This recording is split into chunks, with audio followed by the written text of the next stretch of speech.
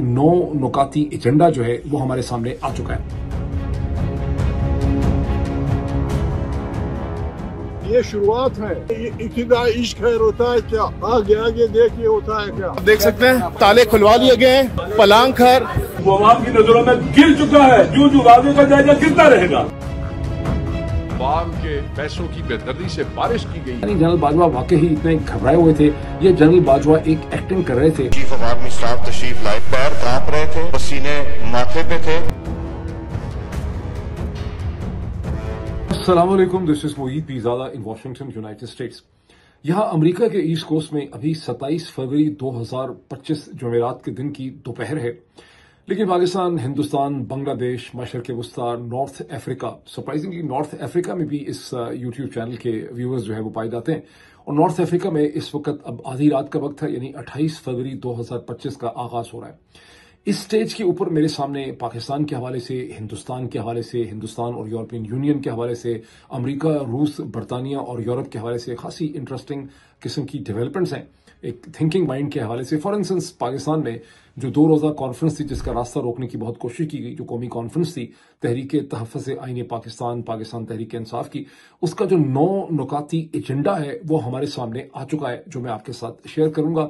हिंदुस्तान के हवाले से 2 बड़ी इंटरेस्टिंग डेवलपमेंट्स हैं कि यूरोपियन यूनियन की प्रेसिडेंट बहुत से मेंबर कंट्रीज का डेलीगेशन लेकर इस वक्त हिंदुस्तान पहुंच रही हैं थर्सडे के दिन में, और पहुंच चुकी होंगी। और अब जो दिन शुरू होगा वहां पर प्राइम मिनिस्टर नरेंद्र मोदी के साथ उनकी मुलाकात होगी, जब वो चाहते हैं कि ड्यूटी टैरिफ्स में कमी की जाए, कार्स में, वाइन्स में। At the same time Hindustan के हवाले से एक बड़ी मानाखेज किस्म की इकोनॉमिक रिपोर्ट और एनालिसिस भी ब्लूम का हमारे सामने आया है, जो बताता है कि हिंदुस्तान में सिर्फ 1 बिलियन लोग हिंदुस्तान की आबादी में ऐसे हैं जिनके पास अपनी जिंदगी से आगे खर्च करने के लिए कुछ भी नहीं है।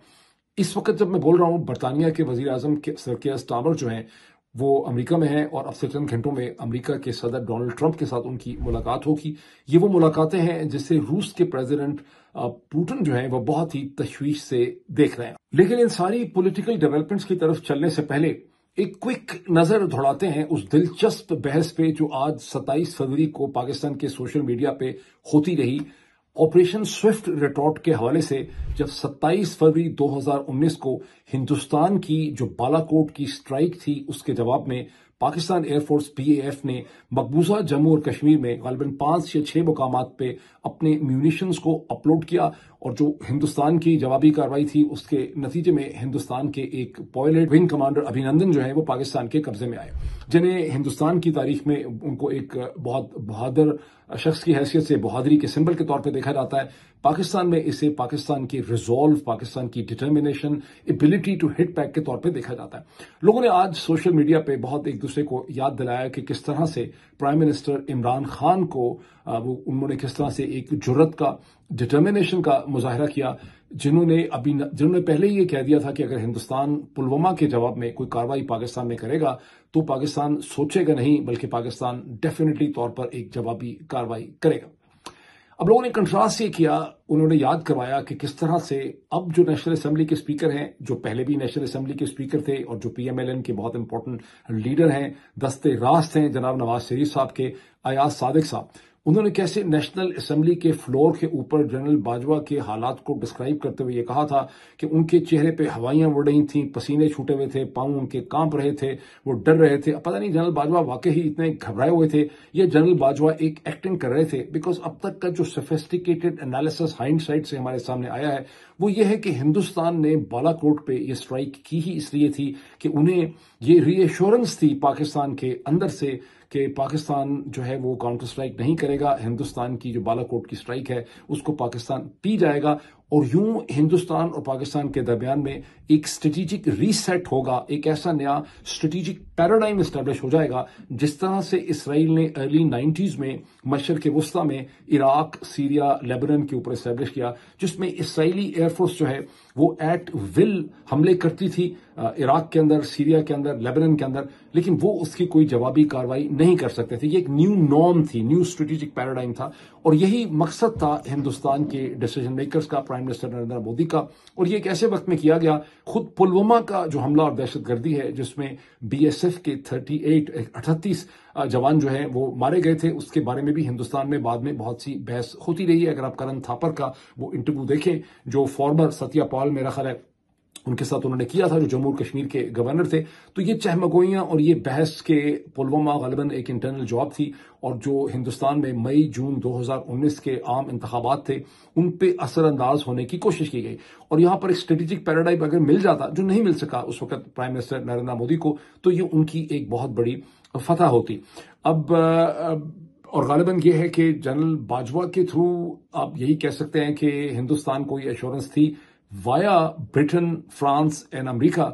کہ پاکستان کاؤنٹر اسٹرائک نہیں کرے گا. لیکن جب اس آپریشن روم میں جو میٹنگ ہوئی وہاں پر پرائم منسٹر عمران خان, ان کے ساتھ اسد عمر اور اس وقت کے chairman joint chief of staff جو ہیں جنرل زبیر حیات, ان کا یہ ڈیسیجن تھا کہ پاکستان کو کاؤنٹر اسٹرائک جو ہے وہ کرنی ہوگی. اور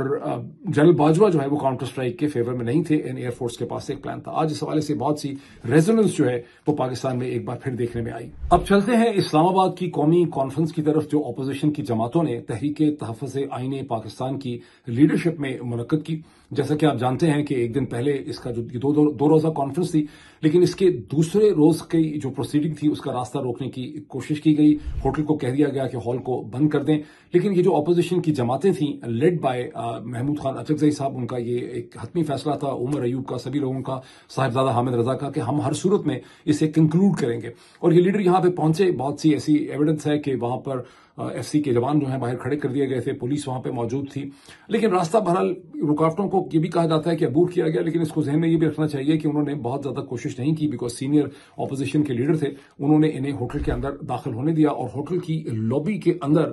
جو ہے یہ کانفرنس جو ہے یہ کنکلوڈ ہوئی, اور اس کا ایک 9 نکاتی ایجنڈا جو ہے وہ ہمارے سامنے آ چکا ہے. یہ بڑا امپورٹنٹ ایجنڈا ہے, یہ میں آپ کو اسکرین کے اوپر دکھاتا بھی ہوں. میں اس کے پوائنٹس جو ہیں بہت تیزی سے جس طرح سے میں آپ کو پڑھ کے بھی سناتا ہوں. قومی کانفرنس کا 9 نکات پر مشتمل ایجنڈا. ملک کے مسائل کا حل صرف اور صرف آئین کی بالادستی اور قانون کی حکمرانی میں ہے. دوسرا نقطہ ہے 8 فروری 2024 کے دھاندلی شدہ انتخابات کے نتائج ملک کی موجودہ سیاسی, معاشی اور سماجی بحران کے ذمہ دار ہیں. تیسرا نقطہ موجودہ پارلیمنٹ کے وجود کی کوئی اخلاقی, سیاسی اور قانونی حیثیت نہیں ہے. آئین کی روح سے متصادم تمام ترامیم کو ختم کرنے کا مطالبہ. یعنی اس میں سب سے امپورٹنٹ چیز ہے کہ 26ویں آئینی ترمیم کو ختم کیا جائے. آئینی انسانی حقوق کی بے دریغ پامالی ملک میں قانون کی حکمرانی کی مکمل نفی ہے, اور اس غیر نمائندہ حکومت کی فسطائیت کی واضح دلیل ہے. ہمارا آئین کسی پاکستانی شہری کو سیاسی سرگرمی میں حصہ لینے کے لیے ہراساں, گرفتار یا جیل میں ڈالنے کی اجازت نہیں دیتا. تمام سیاسی اسیروں کو فوری طور پر رہا کیا جائے. عوام اور میڈیا کی زبان بندی کے لیے کی گئی پیکا کی ترامیم کو ختم کرنے کا مطالبہ. اور پھر 8واں جو اس کا نقطہ ہے اس کا تعلق واٹر ایکارڈ سے ہے 1991 کے, کہ سندھ میں, بلوچستان, پنجاب, ان سب کے درمیان میں جو واٹر ڈسٹریبیوشن ہے وہ 1991 کا جو ایکارڈ ہے 1991 کا, اس کے حساب سے کی جائے. اس کا جو 9واں پوائنٹ ہے وہ بڑا بانا خیز ہے. اس میں مطالبہ کیا کہ پاکستان کا جو اس وقت کرائسس ہے, جو بحران ہے, اس کا حل صرف اور صرف ایک نئے شفاف انتخابات کے اندر ہے. اب یہ ایک بڑی انٹرسٹنگ بات ہے کہ کیا پاکستان کے اندر کوئی فری, فیئر, ٹرانسپیرنٹ الیکشن ہو سکتے ہیں جب تک پاکستان کے موجودہ army chief general Asim Munir تمغہ امتیاز ملٹری جو ہیں ان کے اور شریف خاندان کے درمیان میں جو ہم دیکھ رہے ہیں ایک بہت ہی اسپیشل قسم کا ریلیشن شپ ایگزسٹ کرتا ہے. اور جس طرح سے کیا اس کے ہوتے ہوئے کیا پاکستان میں فری, فیئر, ٹرانسپیرنٹ الیکشن ہو سکتے ہیں.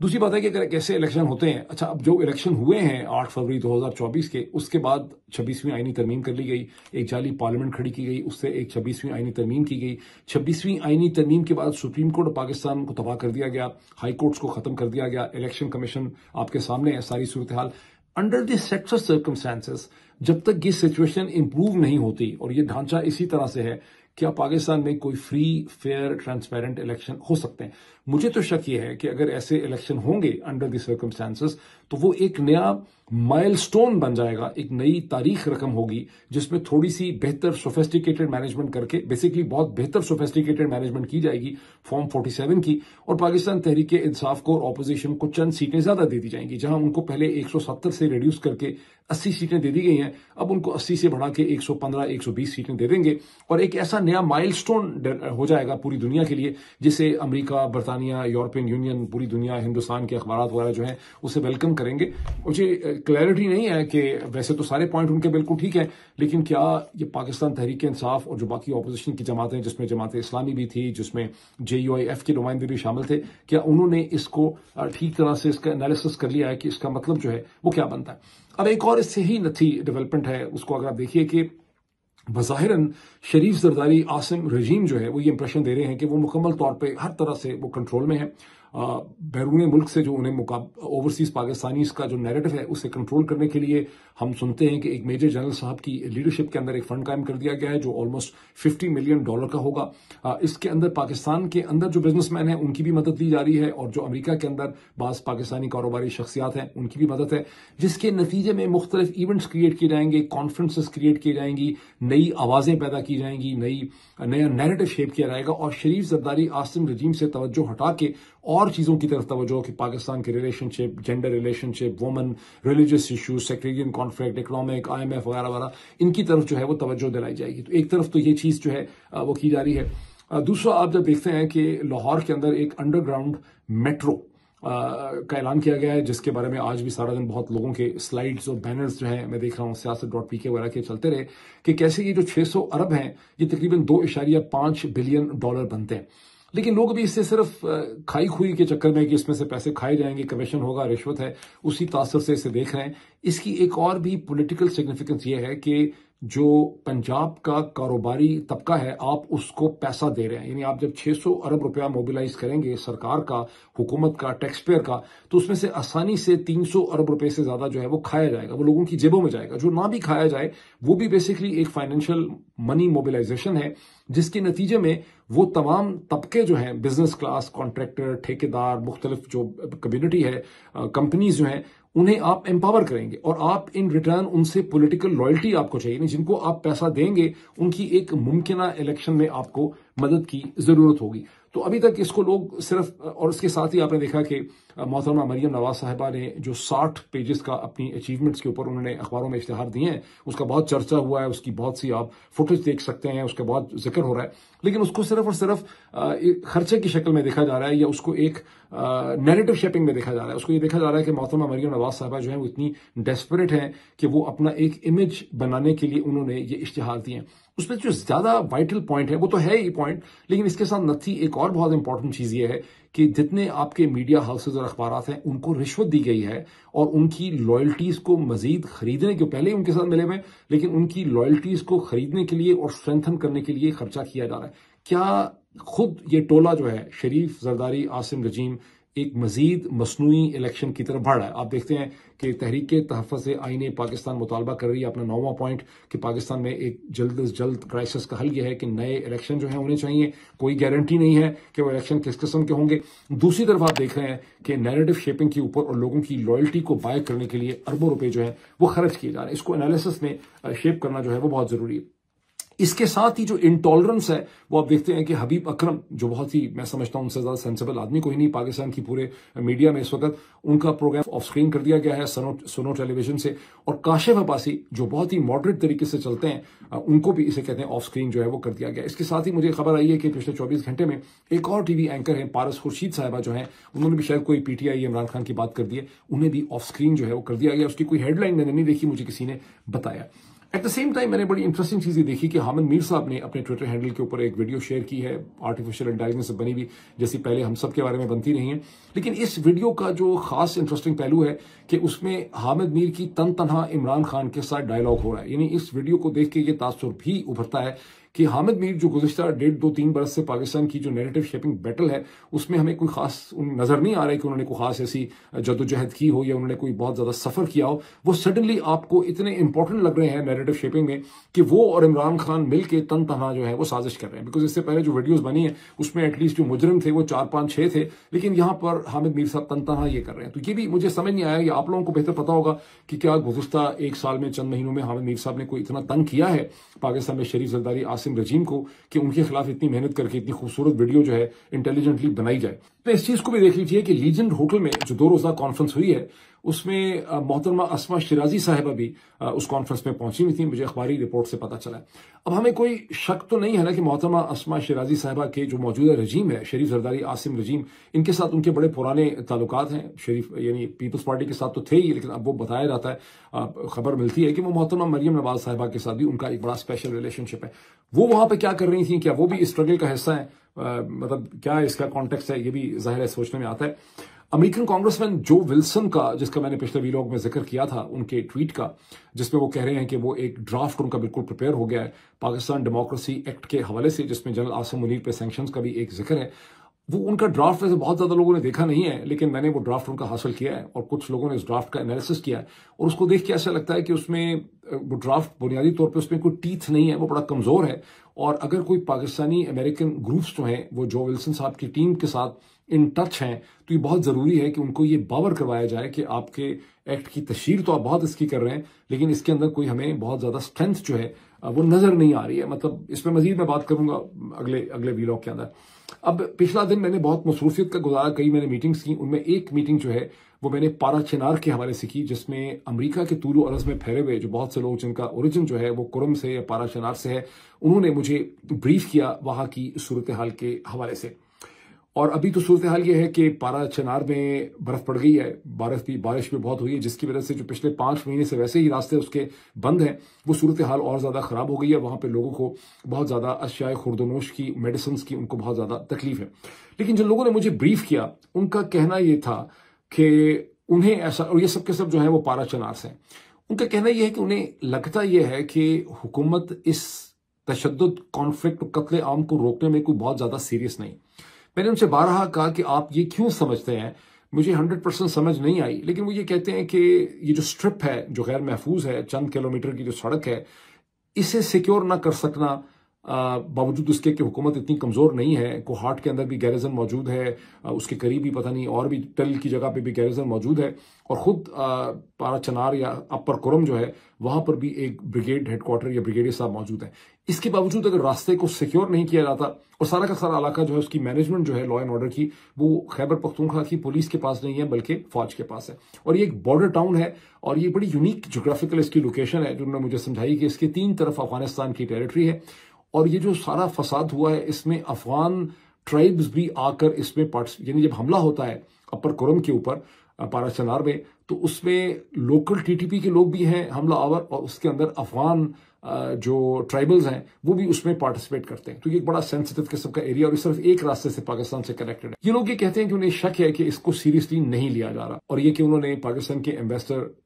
جو ہیں امریکہ میں رضوان شیخ صاحب, بہت مشکل سے ان سے بھی ملاقات کی, ان کو بھی انہوں نے انفارم کیا, لیکن رضوان شیخ صاحب نے بھی کو بہت سیریسلی نہیں لیا, اور یہی کہتے رہے کہ حکومت سیریسلی لے رہی ہوگی. یہ آپ کیسے کہہ سکتے ہیں کہ حکومت سیریسلی نہیں لے رہی ہے, تو کوئی انہوں نے زیادہ ان کے پورے کنسرنز کو امپورٹنس نہیں دی. اور ان تمام پارا چنار اوریجن لوگوں نے مجھ سے ریکویسٹ کی کہ کم از کم میں اس ایشو کو ہائی لائٹ کروں کہ وہاں کے لوگ یہ سمجھتے ہیں کہ ان کی پلائٹ کو پاکستان کی حکومت for reasons not very clear seriously نہیں لے رہی ہے. اب میں آؤں ہندوستان کی طرف ایک ڈیولپمنٹ پہ. ہندوستان کے حوالے سے 2 بڑی انٹرسٹنگ ڈیولپمنٹس ہیں. ایک تو انڈس ویلی کے حوالے سے ایک گروپ ہے جس کی ایک رپورٹ آئی ہے, بلوم رپورٹ میں آپ کو اسکرین پہ دکھاتا ہوں, جس کو BBC نے اور دنیا کے بہت سے ذرائع ابلاغ نے کوٹ کیا ہے. یہ رپورٹ یہ کہتی ہے کہ ہندوستان کی آبادی تو 1.4 بلین ہے, لیکن بدقسمتی سے اس میں صرف 100 یا 130 ملین کے قریب ایسے لوگ ہیں جن کی خریداری کرنے کی کوئی ان کی کیپیسٹی ہے, ان کی جیب میں کوئی اسپیئر کیش ہوتا ہے. اور یہ بالکل میکسیکو کی اکانومی کے سائز کی, یعنی آبادی تو ہندوستان کی بہت زیادہ ہے میکسیکو سے, لیکن اس کی وہ آبادی جو خرچہ کر سکتی ہے وہ صرف 100 ملین سے 130 ملین کے درمیان ہے. یعنی 10 کروڑ سے 13 کروڑ کی آبادی جو ہے وہ خرچہ کر سکتی ہے امپورٹڈ گڈز وغیرہ کے اوپر, یہ زیادہ اپنی زندگی کی بنیادی ضروریات کے بعد. اور جو پورے 1 اور 300 ملین ایسے ہیں جو خرچہ کرنا تو چاہتے ہیں, ایسپیرنٹس ہیں وہ، لیکن ان کے پاس بھی کیپیسٹی نہیں ہے، وہ بہت ہیزیٹیٹ کرتے ہیں خرچہ کرنے میں. یہ مارکیٹ رپورٹ ہے. اور 1 ارب لوگ ہندوستان میں ایسے ہیں جو صرف زندہ رہ سکتے ہیں، ان کے پاس کسی بھی قسم کا اپنی زندگی کے آگے کا، یعنی اپنی بنیادی کھانے پینے کی ضروریات کے آگے وہ کچھ بھی افورڈ نہیں کرتے. یہ ایک رپورٹ ہے اور یہ ظاہر ہے ہندوستان میں بھی کوٹ ہو رہی ہے. اس کے ساتھ ہی جو ٹربلنگ ہے وہ یہ کہ یورپین یونین کا ایک بڑا ہائی پاور ڈیلیگیشن جو ہے ہندوستان پہنچا ہے، جسے یورپین یونین کی پریزیڈنٹ لیڈ کر رہی ہیں، اور بھی کئی ملکوں کے لوگ اس کے اندر ہیں. اور یہ ہندوستان سے یہ ایکسپیکٹ کرتا ہے، ڈیمانڈ کرتا ہے، کیونکہ بہت جلدی ہندوستان اور یورپین یونین کے درمیان 14 اور 15 مارچ کو برسلز میں ایک ٹریڈ راؤنڈ ہو رہا ہے. اور یہ ڈیمانڈ کرنے یہ آئے ہیں کہ ہندوستان جو یورپین کاروں کے اوپر اور یورپین وائنز جو ہیں اس کے اوپر اپنی ڈیوٹیز کو کم کرے. یہ نیگوسیشن ہندوستان کے لیے بڑی مشکل ہوگی. اس کی وجہ میں نے آپ کو پچھلی رپورٹ بتا دی ہے کہ ہندوستان کی اکانومی میں اس قسم کے کنزیومر اور بائر نہیں ہے کہ اگر اس قسم کی چیزوں کے اوپر وہ ڈیوٹیز کم کریں تو ان کو پھر بیلنس پیمنٹ تو نہیں ہوگا پاکستان کی طرح، لیکن ان کے جو اپنی پوری ٹریڈ کی سچویشن ہے وہ خطرے میں ان کے پڑ جائے گی. اب آخر میں یہ دیکھ لیں کہ اس وقت امریکہ کے صدر ڈونلڈ ٹرمپ، برطانیہ، یورپینز اور روس کے درمیان میں کس قسم کی چپکلش یا کھپ جو ہے وہ پڑی ہوئی ہے. اس وقت جب میں بول رہا ہوں برطانیہ کے پرائم منسٹر سر کیئر سٹارمر واشنگٹن میں موجود ہیں. اگلے چند گھنٹوں میں شاید اسی وقت ان کی ڈونلڈ ٹرمپ کے ساتھ ایک ملاقات شروع ہے. ذہن میں رکھیے کہ 2 دن پہلے فرانس کے صدر ایمینوئل میکرون جو ہیں انہوں نے بھی ڈونلڈ ٹرمپ کے ساتھ ملاقات کی، اور ڈونلڈ ٹرمپ کے ساتھ بیٹھ کے وہ پہلے کوئی ہیڈ آف دا اسٹیٹ تھے جنہوں نے ڈونلڈ ٹرمپ سے کھلا ڈس ایگری کیا. میں نے اس کا ذکر بھی کیا تھا، میں نے آپ کو یہ بھی بتایا تھا کہ اس کے فوراً بعد برٹش پرائم منسٹر یہاں پہ آ رہے ہیں. اور ایمینوئل میکرون جو ہیں انہوں نے ڈونلڈ ٹرمپ کے ساتھ بیٹھ کے یہ کہا تھا وائٹ ہاؤس کی جوائنٹ بریفنگ کے اندر کہ روس یوکرین میں ایگریسر ہے. یہ ایک ایسی چیز ہے جو ڈونلڈ ٹرمپ نہیں کہتے. اور آپ نے دیکھا کہ ایک دن پہلے جب یونائٹڈ نیشن سیکیورٹی کونسل کے اندر امریکہ نے ایک نیوٹرل ریزولوشن پیش کی منڈے کے دن، اور 2-3 دن پہلے، اور منڈے ہی کے دن میں جنرل اسمبلی کے اندر بھی امریکہ نے روس کو کنڈیم کرنے سے انکار کیا جو یوکرین کی ریزولوشن تھی. تو آپ ایک کلیئر ویج وہاں پہ دیکھ رہے ہیں. اب روس کے صدر پریزیڈنٹ پوٹن جو ہیں انہوں نے یہ الزام لگایا ہے کہ یہ یورپینز جو ہیں یہ امریکہ کی اور روس کی جو کوششیں ہیں یوکرین میں امن لانے کی اسے ناکام بنانا چاہ رہے ہیں، اس میں رخنہ اندازی کر رہے ہیں. اب اس میں جنرل اسمبلی میں جو ہوا اس کو بھی ذہن میں رکھیں، میکرون کو بھی ذہن میں رکھیں. اب جو برٹن ہے اس کا روس کے ساتھ ایک بڑا خاص قسم کا انٹیگنسٹک قسم کا ریلیشن شپ. اس کی وجہ ہے کہ گزشتہ 300-350 سال میں جو میچ پڑا ہے ویسٹرن یورپ اور رشیا کی پاور کے درمیان میں، اس میں اکثر جو ہے وہ برطانیہ نے، برٹن نے، کیونکہ ان کی امپائر بھی تھی، ان کی چالاکی بھی بہت زیادہ ہے، انہوں نے رشین پاور کو اور آؤٹ مینوور کیا ہے. تو روسی جو ہیں وہ انگریزوں سے نفرت بھی بہت کرتے ہیں، خائف بھی ہیں، ان میں انٹرسٹڈ بھی بہت زیادہ ہیں. یہ بڑا لو اینڈ ہیٹ قسم کا ریلیشن شپ ہے. اور اسی کانٹیکسٹ اور تناظر میں رشیا کے جو فیئرز ہیں ریگارڈنگ سر کیئر سٹارمر کے وزٹ کے، ان کو آپ بہت بہتر طور پہ سمجھ سکتے ہیں. یہاں پر جو یونائٹڈ نیشن سیکیورٹی کونسل کی جو قرارداد امریکہ کی منظور ہوئی، ذہن میں رکھیں کہ اس قرارداد میں مخالفت کی، ویٹو تو نہیں یوز کیا لیکن اس میں مخالفت کی ووٹ نہیں ڈالا برطانیہ نے، فرانس نے، گریس نے اور رومانیہ نے اور سلووینیا نے. تو جتنے بھی یورپین ممالک تھے سیکیورٹی کونسل کے، انہوں نے ڈونلڈ ٹرمپ کا ساتھ وہاں پہ نہیں دیا. اور ساتھ ڈونلڈ ٹرمپ کا دیا روس نے، چین نے، متحدہ عرب امارات نے، افریقہ کے چند ممالک نے. اور اب جرمنی کے جہاں دوسری طرف ہے کہ نیو یارک ٹائمز کی ایک سٹوری بھی میں نے دیکھی، کئی سٹوریز چھپ رہی ہیں، لیکن جو یہ کہتی ہے کہ ڈونلڈ ٹرمپ کا جو پورا ایٹیچیوڈ ہے یورپینز کی طرف وہ بڑا خطرناک ہے، اور ایسا لگتا ہے کہ ڈونلڈ ٹرمپ یورپین یونین کو توڑنے کی کوشش کر رہے ہیں. اب اس کے ساتھ یہ بھی دیکھ لیں کہ جرمن جو نئے چانسلر آئے ہیں فریڈرک مرز، انہوں نے کھلا ڈونلڈ ٹرمپ کی پالیسیز پہ تنقید بھی کی ہے، اور انہوں نے نیٹو کے اوپر بھی عدم اعتماد کیا ہے، اور سمجھتے ہیں کہ یورپ کو اپنے ڈیفنس کے اوپر خود سے خرچہ کرنا ہوگا. یہ ڈیولپمنٹ سے در پہ نظر رکھنی بہت ضروری ہے. ابھی اتنا ہی، پھر آپ سے ملاقات ہوتی ہے.